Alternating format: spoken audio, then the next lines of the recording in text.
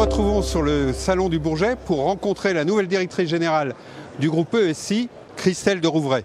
Alors, quelles sont les attentes de vos clients?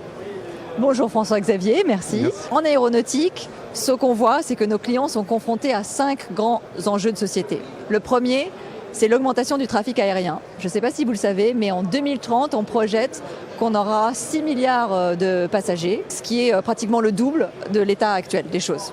Donc évidemment, ceci implique augmentation des cadences, car il faut produire plus d'avions dans les mêmes délais, en contrôlant bien sûr les coûts, dans un environnement réglementaire qui devient de plus en plus exigeant, surtout en matière de contraintes environnementales. Donc, face à ces challenges, nos clients ont choisi l'innovation, en particulier la digitalisation, et ils cherchent des partenaires comme ESI Group pour les accompagner dans cette grande aventure. Alors, ESI Group procure des logiciels et des services indispensables à un grand nombre de clients du premier plan, notamment en aéronautique et en aérospatiale. Concrètement, on leur permet de multiplier leur innovation, de sécuriser leur fabrication et de faire de la maintenance prédictive. Comment est-ce qu'on s'y prend? On supprime le recours à l'essai et au prototype réel. Donc par exemple, ce qu'on peut voir aujourd'hui au salon, les solutions qu'on procure à l'aéronautique, on a une solution en réalité virtuelle et on les aide à simuler leur processus de fabrication. Un bon exemple de la réalité virtuelle, c'est son utilisation chez Safran. Nous utilisons la solution de ESI qui s'appelle IC iDo.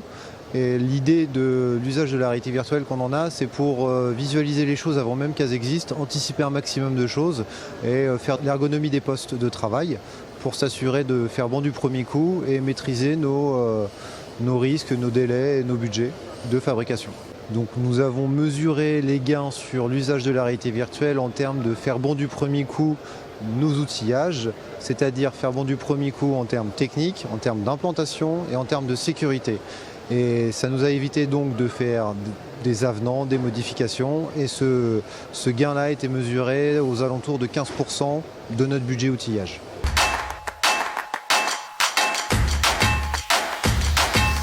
Vous avez créé et vous venez d'avoir un prix sur l'Hybrid Twin. Alors, qu'est-ce que c'est? Qui dit Hybrid Twin dit en fait l'hybride entre la physique, les données analytiques et l'empirique. Maintenant, il y a de plus en plus de capteurs, donc ça nous permet d'avoir beaucoup plus d'informations sur une voiture, une éolienne, un moteur aéronautique dans son utilisation. Dans l'état actuel des choses, les capteurs ne donnent que la moitié de la réponse en fait, parce qu'on ne peut voir que le fantôme du moteur par exemple. Donc notre expertise physique, en particulier en physique des matériaux, nous permet de simuler le vieillissement du produit dans son environnement, ce qui est un grand élément différenciateur et qui justifie certainement qu'on ait obtenu ce prix. Merci.